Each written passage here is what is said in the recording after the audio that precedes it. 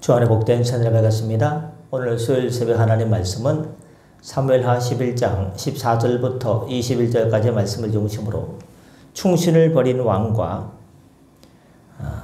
죄의 완성이라는 제목으로 말씀 은혜를 함께 나누고자 합니다.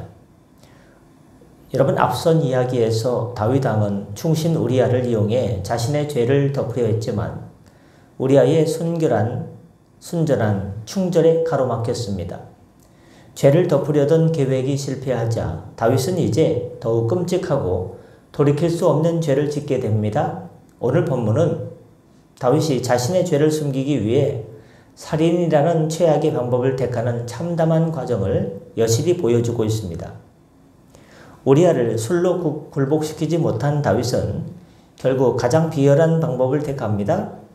그는 우리아 장군을 전쟁터로 돌려보내면서 총사령관 요압에게 보낼 편지 한 통을 우리아의 손에 들려보냅니다.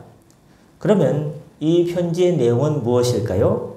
그것은 우리아를 맹렬한 싸움에 앞세워두고 너희는 뒤로 물러나서 그로 맞아 죽게 하라는 아주 참 안타까운 내용이었습니다. 여러분, 이것보다 더 비겁한 왕이 어디 있습니까? 이게 다윗입니까? 다윗답습니까? 다윗답지 않죠. 다윗은 자신의 죄를 덮기 위해서 자신에게 가장 충성스러운 신하를 그의 손으로 보낸 편지를 통해 간접적으로 살인을 합니다. 우리아는 왕의 편지를 들고 죽음의 자리로 향하는 줄도 모르고 충성스럽게 명령을 가장 앞서 나가 가장 위험한 곳에서 명령을 수행합니다. 요압은 왕의 명령대로 우리아를 적들이 강하고 용맹한 곳에 배치했습니다. 그 결과 전투가 벌어지자 우리아는 맨 앞에서 당연히 전사했습니다. 뿐만 아니라 17절에 보시면 우리아와 함께 출전했던 다윗의 다른 신복들 중 몇 명도 함께 목숨을 잃어야만 됐습니다. 다윗의 죄가 우리아 한 사람의 생명을 넘어서 여러 사람의 희생을 요구하게 된 결과를 맞이했습니다. 요압은 이 결과를 다윗에게 보고하기 위해서 사자를 보냅니다.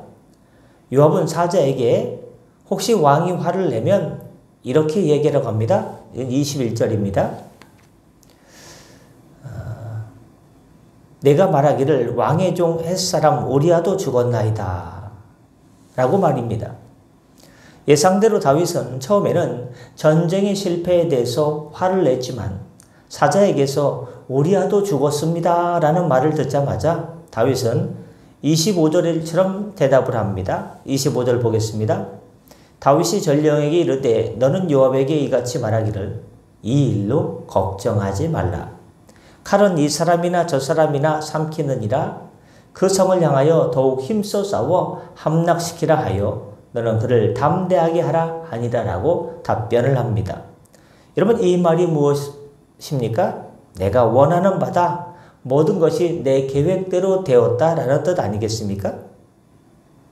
다윗은 우리아의 죽음 앞에서 죄책감이나 일말의 슬픔 대신에 자신의 은폐 공작이 성공했다는 안도감과 냉소적인 태도를 보이고 있습니다.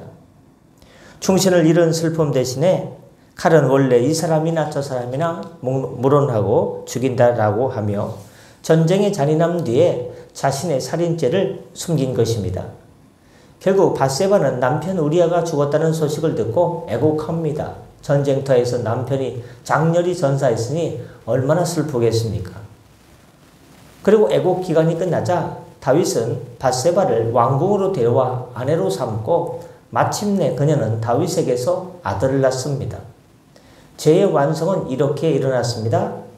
간음에 살인을 더한 다음에 마치 아무 일도 없던 것처럼 죄의 결과물을 취한 것입니다. 그러나 성경은 이 참혹한 이야기의 끝을 다 살펴본 다음에 어떻게 마무리합니까? 27절입니다. 맨 끝에 다윗이 행한 그 일이 여호와 보시기에 악하였더라 라고 말입니다. 오늘 본문을 통해서 우리가 얻을 수 있는 교훈 첫 번째는 죄를 덮으려는 수고는 양심을 죽이는 살인 행위로 끝난다는 것입니다. 다윗은 간음죄를 덮기 위해서 충신 우리아를 전쟁터의 맨 앞에 선봉으로 죽음으로 내몰았습니다. 이것은 단순히 한 사람을 죽인 것을 넘어서 자신의 왕으로서 양심과 하나님 앞에서 도덕성을 스스로 살해한 행위입니다. 죄는요, 절대로 가만히 있지 않습니다. 작은 죄를 덮기 위해서 더 큰 죄를 요구하며 결국 우리를 도덕적인 뱅크럽, 파산으로 이끕니다. 우리가 삶에서 작은 잘못이라도 덮으려 할 때 그것은 우리 영혼이 우리아를 죽음의 전선으로 내모는 것과 같습니다. 고전소설 맥베스를 보면 주인공 맥베스는 왕이 되기 위해서 선왕 덩컨을 살인합니다.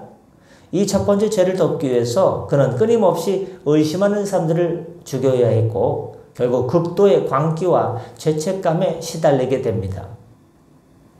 이러한 맥베스의 비극은 다윗의 행태와 같습니다. 죄를 덮는 살인은 결국 자기 영혼의 평화를 파괴하는 정신적인 살인이고 더 많은 피를 요구합니다. 여러분, 죄를 덮으려 하지 마시고 즉시 하나님께 고백하고 회개하는 길만이 진정한 평화를 찾는 길임을 기억하시길 바랍니다. 오늘 본문을 통해 얻을 수 있는 교훈 두 번째는 세상적인 성공 뒤에 숨은 냉소적인 안도감을 경계해야 됩니다.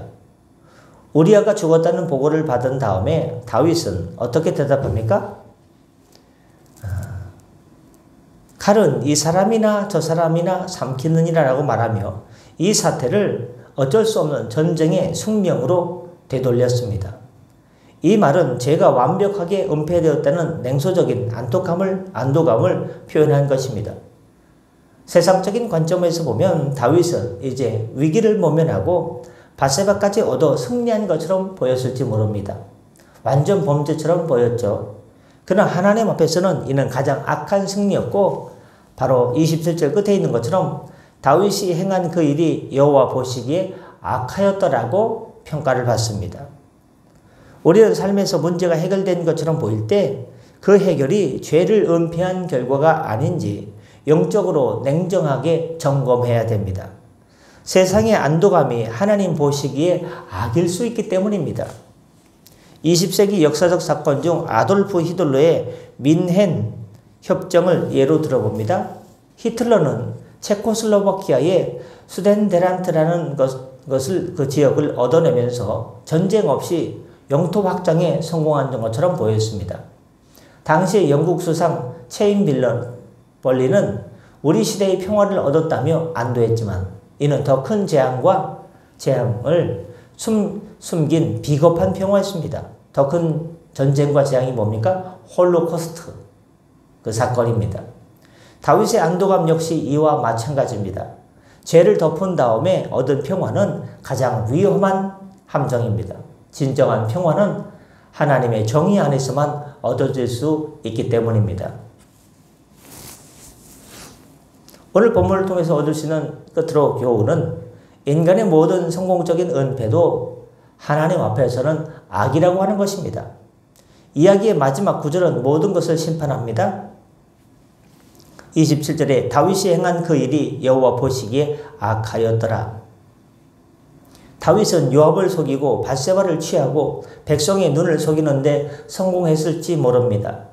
그는 왕궁에서 평안히 쉬고 아기까지 낳았으니 말입니다. 그러나 이 모든 인간적인 성공적인 은폐는 전능하신 하나님 앞에서 단 하나의 평가를 받습니다. 그것은 악이다 라는 것입니다. 우리의 모든 행위는 결국 하나님의 눈앞에 있습니다. 우리는 모든 것이 하나님의 앞에 있습니다. 코람데우죠.